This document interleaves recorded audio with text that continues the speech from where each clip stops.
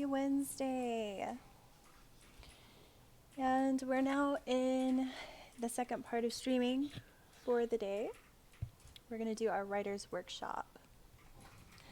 And today people wanted to know about our world building techniques, and we're going to do a little bit of voice acting here in a little bit with our audiobook. Just a little sneak peek of what's to come next week.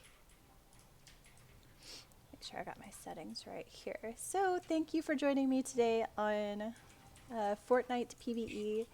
I'll probably be doing these little one-on-one like chill sessions where we can talk to each other about like new updates that are coming for Fortnite PvE, some strategies for winning AE characters versus single target characters, and all that fun stuff on our next one. So switch over here. Let me see, I can do a display capture, yes, as well. Okay, so what I wanted to chat with you guys today about is world building. And I'll pull my screen up here. And some techniques for world building and what you're looking for. Now this isn't something that a lot of people think about when they're creating stories, especially when you're creating fantasy. This is really important. If you're doing contemporary fiction based off of the modern world, it's a little easier because instead of coming up with fictional religions or fictional cities or something like that, it's all kind of there in front of you. You have the world to pull from, so you can take religious debates and feuds. You can take political issues and problems and what's currently happening and read up on those and place those into your world. And it really helps. But what if you're building an entirely new world from the ground up and you have no idea what you're doing? Well, I'm here to help. So one of the biggest things about events and stories are people don't think about the backstory before the event took place. So we're in, say, a current event that's happening within our story. We just come up with some, world or country or place. You got to think about what the world looks like. You want to describe that to your viewers. What does it look like? What's our setting? What's our time period? Our main character. You have to think about how to place those characters into the story in which it fits. You can't have like old-timey characters in modern day settings unless it's like a time travel piece, right? And they're all of a sudden thrust into this modern world, but they're characters from the 1600s. Of course, absolutely, you can do that. But make sure that you do some explaining. Now, this doesn't mean you have to bore your readers. One of the things that I always recommend to people is if you want to get good at writing, you have to read. If your goal is to become an author, you need to read and see how other people are doing this. George R.R. Martin, Tolkien. Now the thing about Tolkien is he can get a little too in-depth for some people, and R.R. Martin does the same thing. Sometimes he'll have like 15 different perspectives he's telling in the story, and people can get lost. But what's great about it is he's good at getting the character down enough to where when you're reading it, you're like, okay, this is told from, Arya's perspective, or this is told from whoever. So you kind of get that feel, right? Like, I know this is told from this character because of the voice in the story, and the voice in the story is that particular character's. Well, before you can actually get into building up your characters, when we talked about our previous stream, we talked about character outlining. You also have to do world outlining. And so you have to think about, do I want events to happen immediately to one character where we're only seeing the perspective from that character, or is it more of a global type thing? Like say we're seeing from the world in, and it's told from several different characters, and it's more about the world and what's going on versus each individual. So you first have to figure out what type of world you want to build and from how many different perspectives we're going to see it. So, basically touching on that, you're not thinking about your basic infrastructure. And the problem that a lot of people have is they come up with too much of a convoluted story before they actually think about the infrastructure of the world. So think about simple things, right? Simple things we take for granted every single day, like what types of foods do we eat? What type of religions do we worship? How could that create conflict in your world? If there's different sorts of political views, different agendas, different cultures and how they conflict with each other.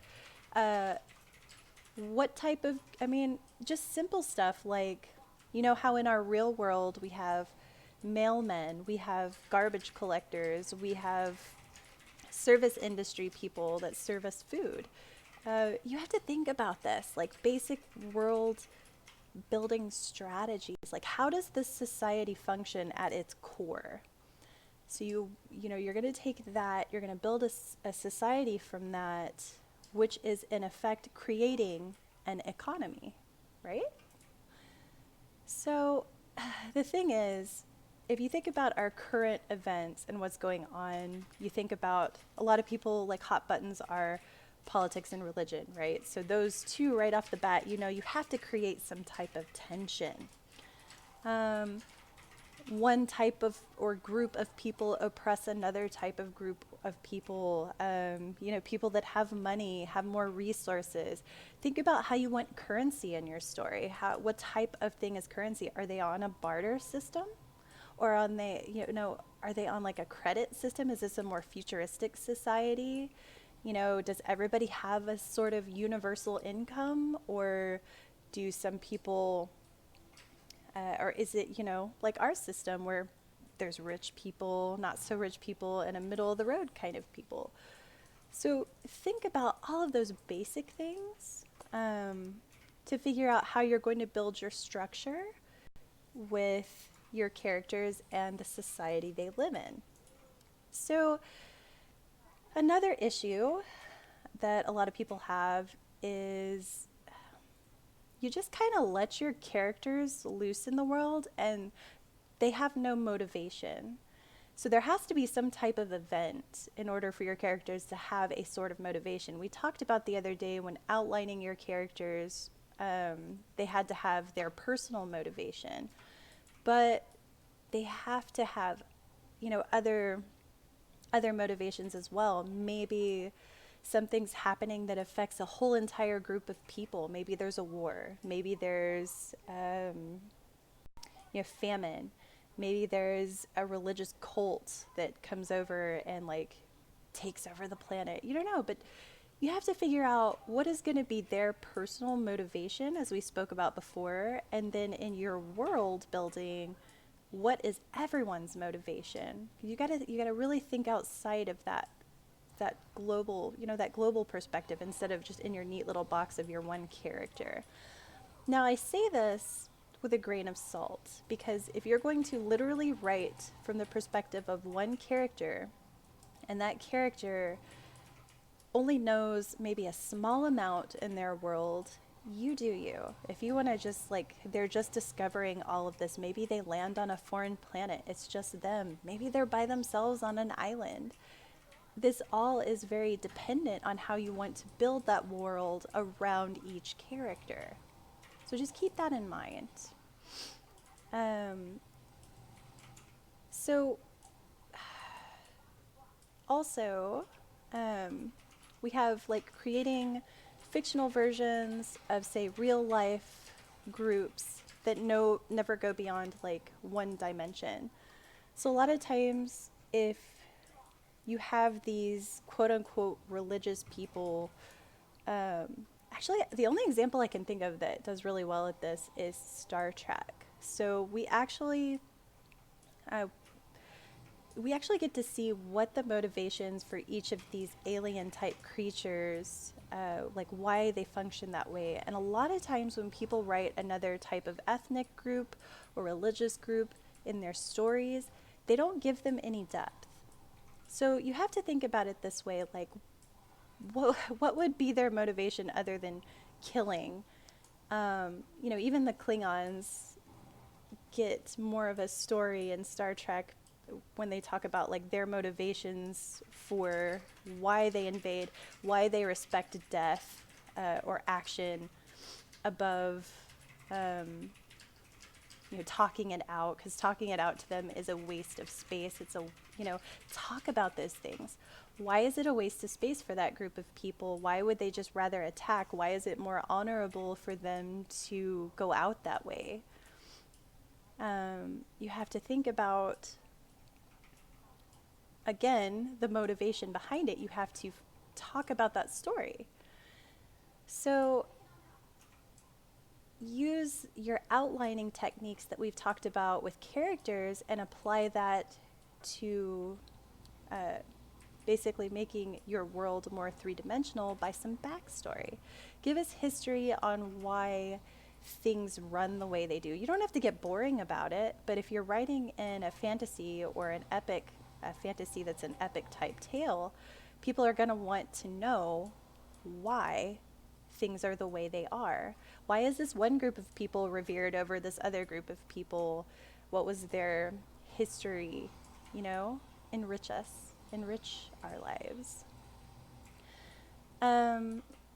So yeah, this is another thing that I was going to touch on, is if you create a monolithic type of social, political, cultural, religious group, if they all get along, there's no controversy, therefore no story. Like, why would an entire group of people that get along have a reason to fight? There has to be conflict. Come up with a reason why. Maybe this group of people has resources this other group of people don't have, and they're not sharing. That's like the most common thing in the world. Think about that. So you want to invent...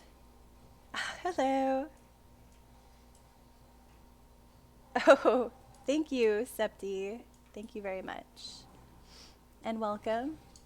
Welcome to the stream. Happy Wednesday. So, we're going to want to invent a history that's completely logical. So in most imaginary worlds, the strongest side with the most resources always wins.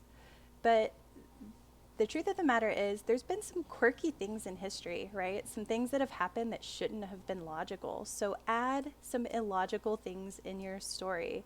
Maybe one of the forces or the political figures gets cocky. Maybe they don't protect a certain area, and suddenly the rebels or whatever type of story you're painting figure out this one weak point, and just out of sheer dumb luck managed to break into this political figure's fortress and take them down. Add quirks to your world, add silly things, add unlikely scenarios, and it's okay. People are going to pick apart everything that you write, and you could do illogical things and still do them in a logical way. And it's more fun for the reader because the system has flaws, and we see those flaws exposed, and it's hilarious. Yes, Admiral Acorn, how's it going? Welcome back.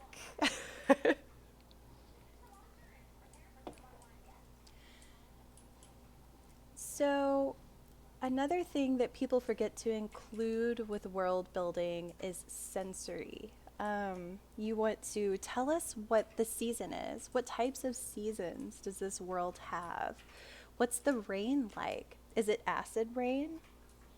Do you have to stay Maybe the entire society has to hide inside of a cave because it's really deadly rain or spores, or something like that if you're writing a sci-fi.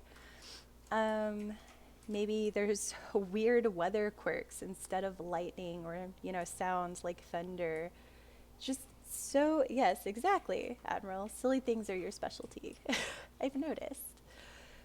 You really want to take that reader to the next level by evoking their senses, their sight, their smell. Like, talk about smells and scents.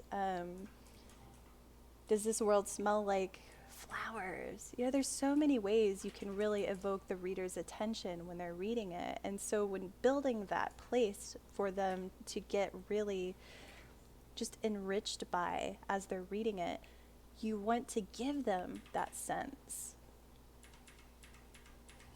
Maybe somehow along the line, if you're writing something that's more fantasy like, introduce, maybe they discover their superpower while the reader discovers it along with him, and they both kind of stumble together. Maybe an environment that they're in causes these weird quirks in humans. Maybe there's an uncharted part of the planet or the world that they go into, and you know what?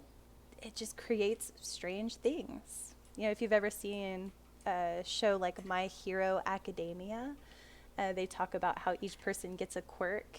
And the one main character that's in the story, this is a perfect example, he's born without one. And another superhero gives him a quirk, and he has to learn how to use that because he's never had one before. Go write a fan fiction about it. I just wait. You guys dumb. Don't be dumb. Don't be dumb. Okay. So, what? Oh, damn it. Okay, so one of the major things you want to pay attention to is details. Now, you've been told about details before, but that doesn't mean that the details are not important, right? They're extremely important, especially for speculative type fiction. So the trick is you want to balance between too many details and just enough. Like, give us enough details that we might know how this society functions and the different religious or political figures or normal society works. But you don't have to tell us about every single color, every single piece of clothing, unless that clothing is important to understand or identify the importance of that character. Same with George R.R. Martin's writing. So, details, they don't have to be insane, but they really should be there. The other thing is, we touched on this earlier, is using characters in your world building. So provide enough detail and backstory for your characters to where they fit into your world. It would be pretty fascinating to me if, well, I guess you've seen tons of stories like this where there's like one character that's different, like one of these things is not like the other, that kind of thing.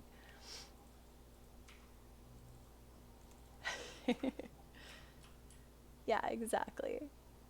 And explain their struggles, like how real that struggle is among a society that doesn't understand them because you're a lizard person and they're not. Damn it. So your goal as a writer is to make that world believable for the reader. If I'm reading through something and I'm already picking apart how the society would even function, let alone what it even looks like, I have no idea what type of weather they're experiencing and what this damn character's motivation is for all of a sudden jumping with this band of people and running off through the wild to risk their life for what? Like, why? Just why? So, like, when you introduce certain elements like magic and technology, there has to be a certain reason behind why those characters use that and how it integrates with the world. Yes, I said lizard person. Yeah. Mark Zuckerberg. Yeah, right. Totally. Okay. So it's just gonna check back over my notes, make sure I didn't miss anything else. Notes, notes, notes. I think we pretty much touched on everything about world building. Oh, another thing that helps, and I know it's silly, especially when writing fantasy and sci fi, I like to also do sort of a storyboard with world building that maybe we have like weather and how the weather and the terrain and everything kind of affects the way the characters are going to live in the environment, how they get around, like their vehicles, their travel time, like how big is this place? Are we talking expansive, huge, or maybe we start a story where they've been stuck in a prison their entire life, like from birth, and what's that like? Like, what are the smells like? How does their life work? What kind of food do they eat? Yeah. Oh yeah. That's Engine. He's playing next to me. He's playing a Fortnite PVE currently. Yeah. Sorry. Yeah, I was playing Jonesy earlier, actually, in my PVE stuff. Awesome, awesome, awesome. We'll be doing some giveaways for that too this month.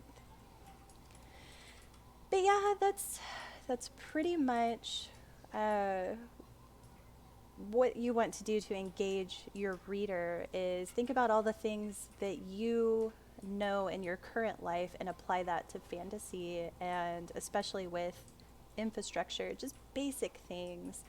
What type of housing units people live in, like all these things you can just sit and think of and write down and outline, because people reading that are going to just pick it all apart. It doesn't have to be super detailed.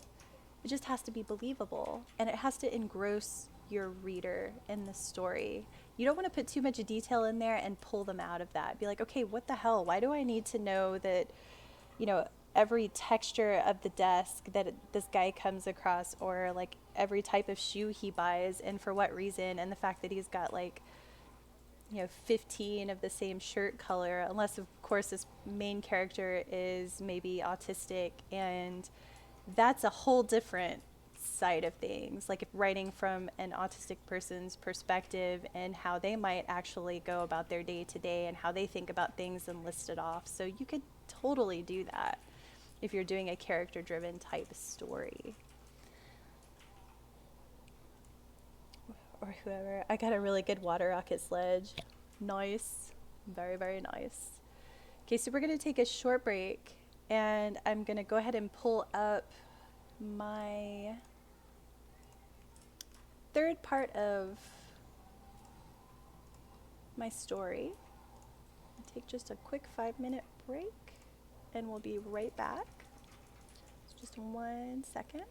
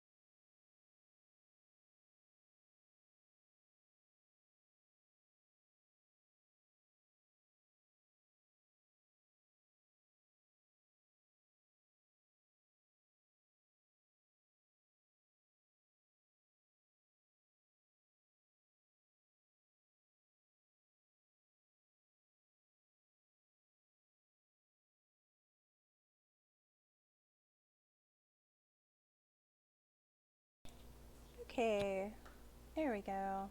Had to get my screen on there so we could have it up. Or Salty and Drunk is doing stuff. No, he's not.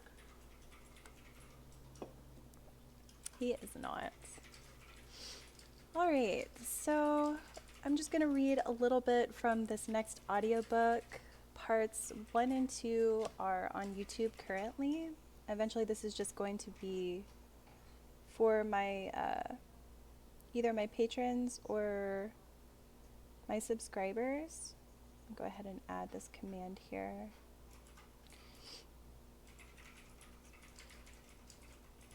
And I might have put up the audiobooks one. Let me see if I did the audiobooks. I think I did. I think I did. Let's check and see if that comes up. Yep, there it is. Okay. So parts 1 and 2 are up on there along with the sneak peek of part 3. We just did a little audio teaser. And now what I'm going to do is I'm going to read a little bit from part 3. That should go up soon. I'm recording it. I like to add like sound effects and music, and sometimes I'll actually commission people to do certain music, but for the most part I just kind of find all the royalty free stuff online and put it together, because I don't make music. I've played instruments over the years, but I don't make my own, and I think my neighbors would probably kill me if I did, so all right, so let's go ahead and pull up our part 3 here.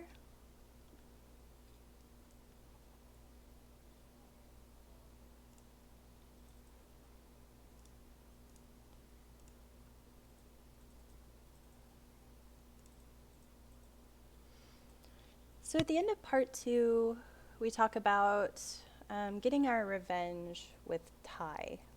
And you'll find out who Ty is if you listen to the other stories. But this is just a small bit of what's coming in part 3.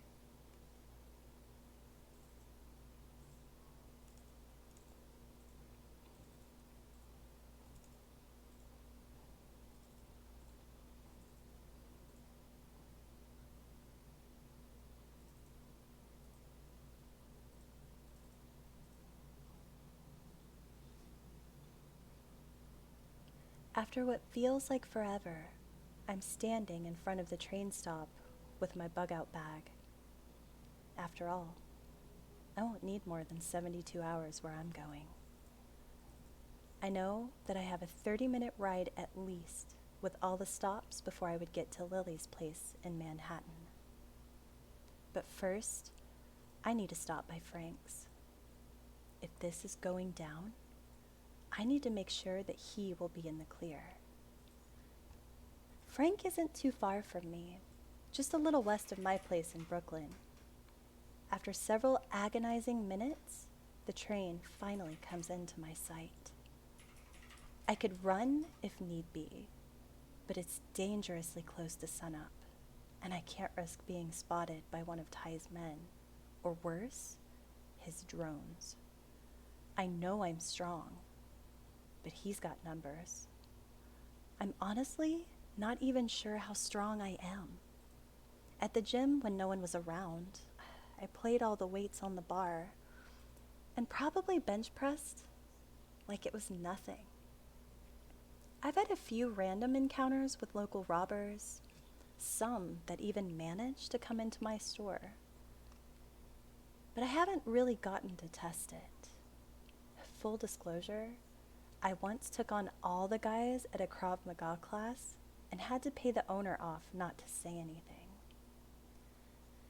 I would have suspected him, except that it was in another state before I made Brooklyn my forever home. Well, at least my temporarily here before serving a demon indefinitely home. Anyway, I really don't want to think about it or what it will want once my revenge is complete. I'm a think in the moment kind of person. Come to think of it, the only time I've thought ahead these last few months to track Lily was to train. Why the hell haven't I taken time out of my life to investigate Ty's men? Sure, I'd been looking into Ty, but I know nothing about what could be waiting for me on the other side. Suddenly, I feel nauseated.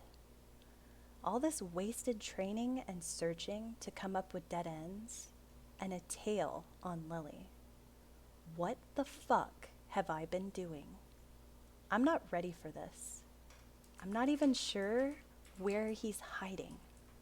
Fuck. Cheryl? I freeze. Excuse me? Not here, not now. Damn it. Why won't he just buzz off? I spin around angrily toward him, tired of the facade. Piss off, Logan. You don't need to get involved. His eyes go from surprised to angry, then suspicious as he opens his mouth and then closes it. And then opens it again. Whoa, hold on. I drove all the way out here to check up on you, which, by the way, took forever, because I spent half the night circling around the hospital and then just outside of it before deciding that somehow you had gotten an Uber, a taxi, and the time it took you to jet out the damn front door. The train pulls up and hisses as the doors slide open. I move to get on and sigh as Logan's hand clamps onto my shoulder. God damn it, woman. Tell me what the hell is going on. I'm a cop, for Christ's sake. I can help. All I have to do is make a few calls. I spin toward him, my face scrunched up like a petulant child. You can't get involved. These guys will kill you. They may even kill me at this point. His eyes scan my face, and he lets go, taking a step back. You in some kind of trouble? What'd you do, piss off a local gang? I could easily brush this guy off and get on the train. He wouldn't be able to stop me. I sigh warily as the door pulls shut and the train pulls away. Hopefully, Frank is okay and Lily was just a bluff.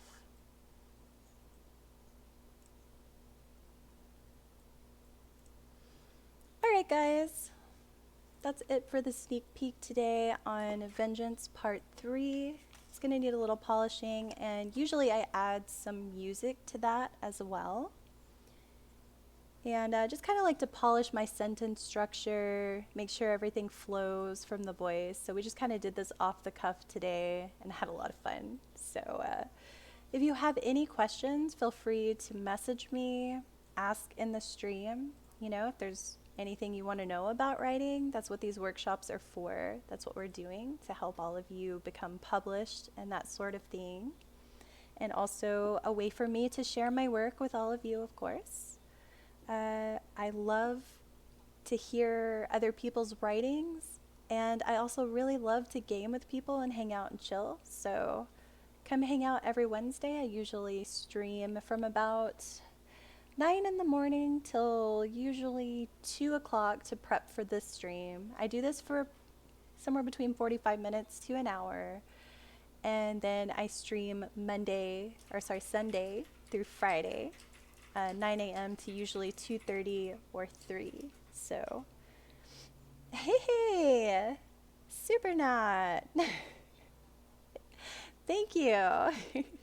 Thank you so much. Thank you for joining.